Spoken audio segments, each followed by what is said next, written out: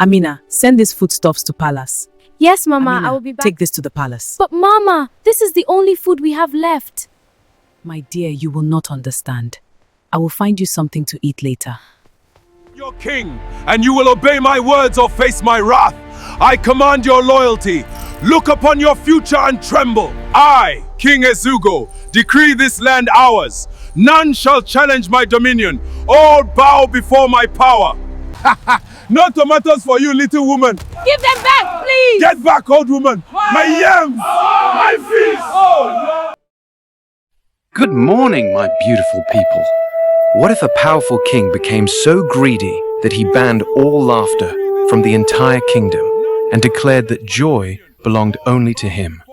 One humble young girl was about to beat a forbidden golden drum and turn the mighty king into a stone statue right before his people's eyes. This is the king who banned all joy.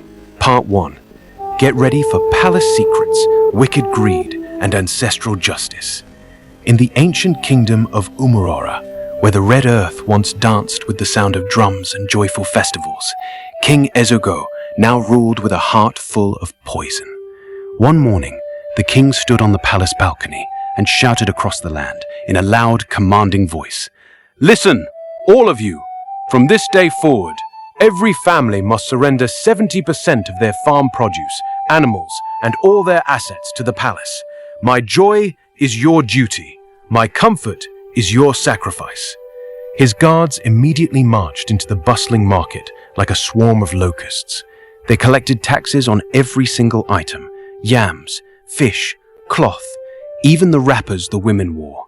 One guard laughed mockingly as he snatched a woman's basket of tomatoes. Even your smile has a tax now. Pay up or lose it. The king says joy belongs only to the throne. The people could only watch in silent shock.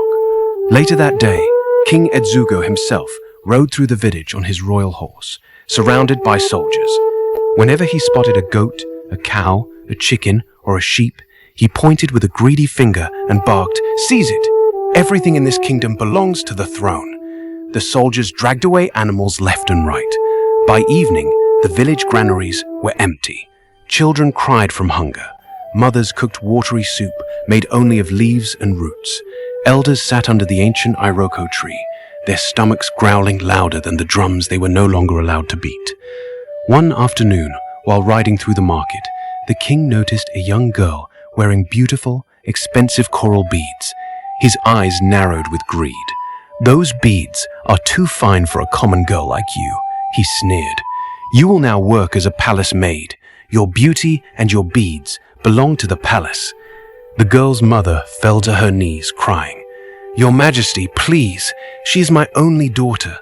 The king laughed coldly and replied, "Then she should feel honored to serve me. Take her away." That same day, a young girl named Amina came to the palace. Her mother had sent her to deliver foodstuffs from their small farm, a basket of fresh yams, vegetables, and some ripe fruits, as part of the heavy tax the king demanded. Amina walked with dignity, her head held high, even under the weight of the basket.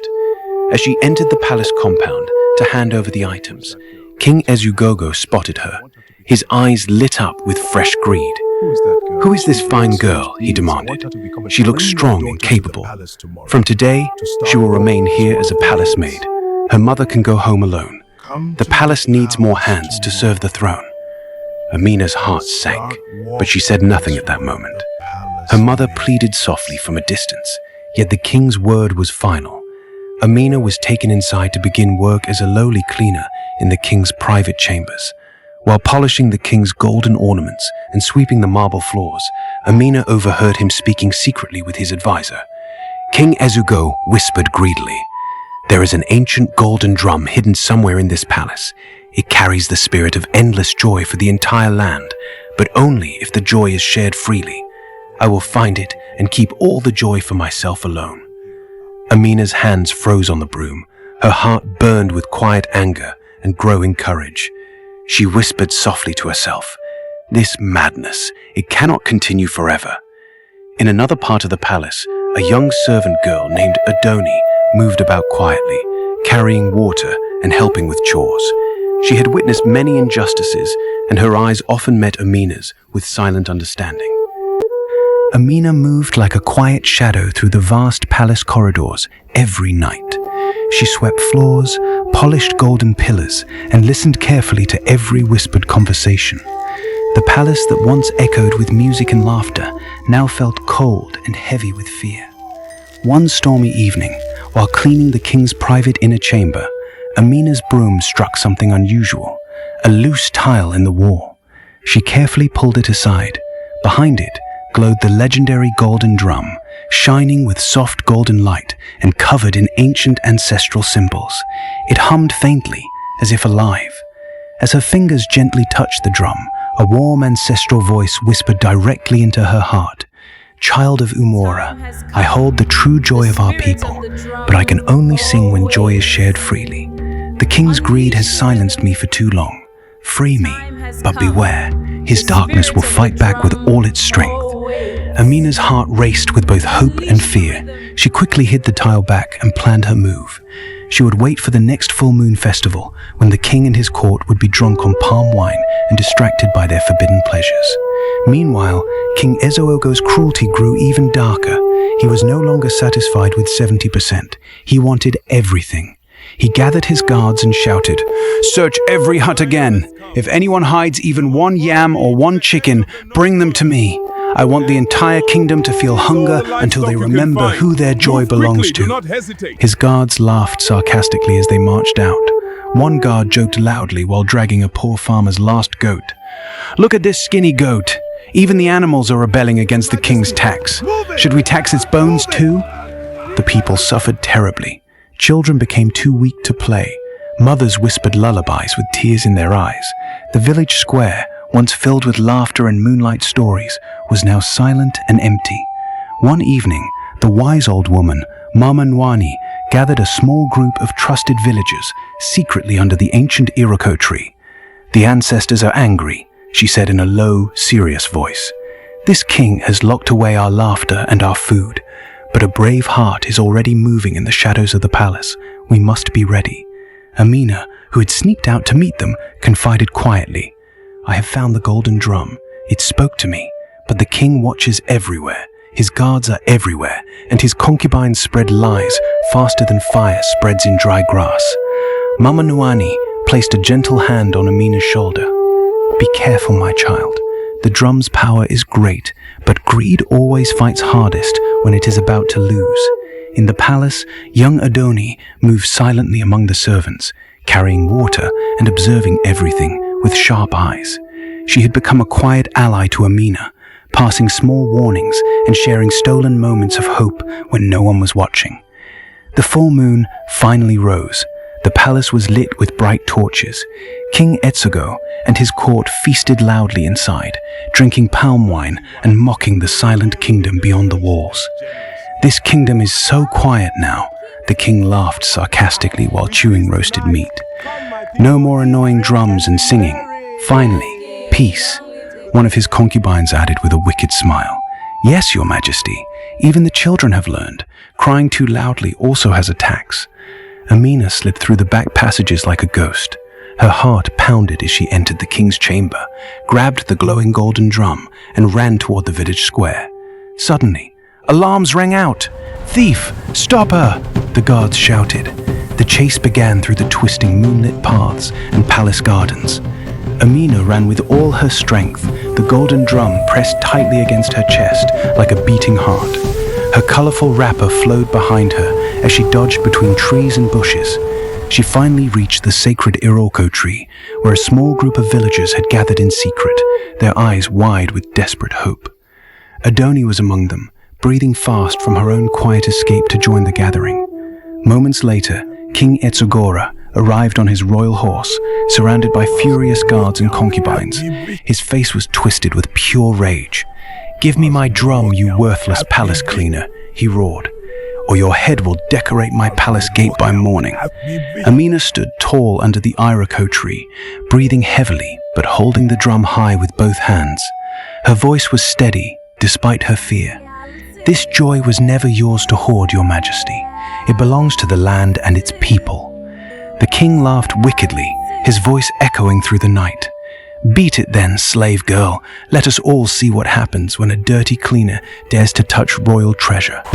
Amina raised the golden drum high and struck it once with all her strength. A pure, sweet note rang out across the land. Flowers suddenly bloomed in the dry soil. Children in the distance let out their first real laughter in months. A warm wind carried the sound of hidden drums, answering from far away. But King Ezeugo's face twisted in uncontrollable fury. Amina stood bravely under the ancient iroko tree, the golden drum glowing in her hands. The single note she had struck still echoed across the land. Flowers were blooming where the soil had been dry for months. Children who had forgotten how to laugh were now giggling softly in the distance. A warm wind carried the faint sound of hidden drums, answering from every corner of Umuora. But King Ezeugo was consumed with rage, his face twisted into something monstrous. "No," he screamed, his voice shaking with fury. "Joy belongs to me alone, all of it." He jumped down from his horse and lunged forward like a wild animal, his royal agbada flowing behind him. His greedy hands reached desperately for the golden drum. "You worthless slave! Give it to me now!" The moment his fingers touched the drum, the spirit inside roared with ancestral fury. A brilliant golden light exploded outward, wrapping around the king like burning chains of justice. The king screamed in terror as the light tightened around him. "What is this? Release me! I am your king!" His body began to shrink before the eyes of his shocked concubines and guards. His heavy crown-equivalent cap fell into the dust.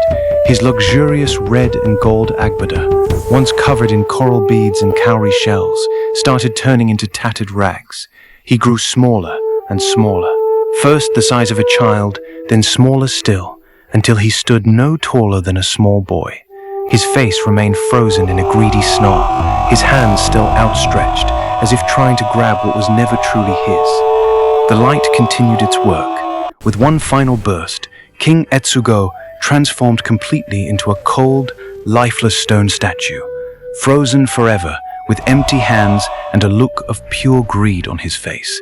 The entire village gasped. The concubines who had laughed at the people's suffering now stood silent, their faces pale with fear. The guards dropped their weapons, unsure what to do. The golden drum floated gently upward from Amina's hands.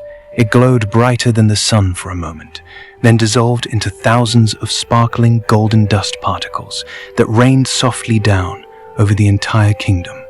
As the dust touched the people, true joy returned, pure, shared, and endless. Laughter erupted everywhere. Hidden drums that had been buried or silenced suddenly beat again with full force.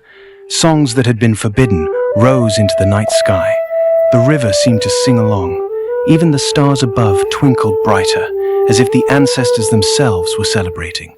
Children who had been too weak to play now ran and danced freely around the stone statue of the fallen king. One little boy pointed at the statue and laughed loudly. "Look, the greedy king is now a statue. He can't take our joy anymore." An elder smiled through tears and replied, "Yes, my child. What one man tries to hoard, the ancestors will always take back." Amina stood tall in the center of the square. The villagers surrounded her, cheering and placing flowers in her hair and around her neck. Mama Nwani stepped forward with tears of joy in her eyes. "You have done what we could not, my child. The ancestors have spoken clearly through you. You are no longer just a cleaner. From today, you are the guardian of happiness in Umuora." The people cheered even louder. They did not make Amina a queen. They gave her something more precious, the trust and love of the entire kingdom. Adoni stood nearby, smiling proudly as she watched her friend receive the honor she so richly deserved. The young servant girl had played her own quiet part in the shadows, and now her eyes shone with the same restored light. The stone statue of King Ezeugo was placed in the middle of the village square as a permanent warning. Children played around it without fear. Women hung colorful wrappers and fresh flowers on it. Every time someone passed by, they would say, "See what greed does? It turns even the mightiest king into empty stone, alone, forgotten, and hollow." Umuora blossomed once more. Festivals returned louder and brighter than ever before. Songs flowed freely day and night. The palace gates were thrown open so the people could share in the abundance. Farms produced richly again. Animals returned to the village. Laughter became the loudest sound in the land. Amina walked among her people every evening, reminding them gently, true power is not in taking. True power is in sharing. Joy multiplies only when it is given freely. Mama Nwani often sat under the iroko tree, criss-crafted telling the story to the new generation. Remember this always. A wicked leader who hoards joy, wealth, or power will one day stand empty-handed before the ancestors. What you steal from your people will eventually steal your soul. And so, the kingdom of Umora prospered in peace and happiness for many generations. My dear family, the lesson from this tale is deep and timeless. A leader who tries to own the joy, laughter, and wealth of his people will eventually lose everything. Greed builds high walls, but leaves a person with nothing but emptiness. Share freely, rule with kindness, and joy will multiply beyond measure. What about you? Would you have the courage of Amina to stand against such greed? Have you ever seen how greed destroys someone from within? Share your thoughts in the comments below. Like this tale, pass it on to your loved ones, and remember, the sweetest joy is the one we all enjoy together. Until next time, stay kind, keep sharing your light, and may the ancestors continue to guide us all.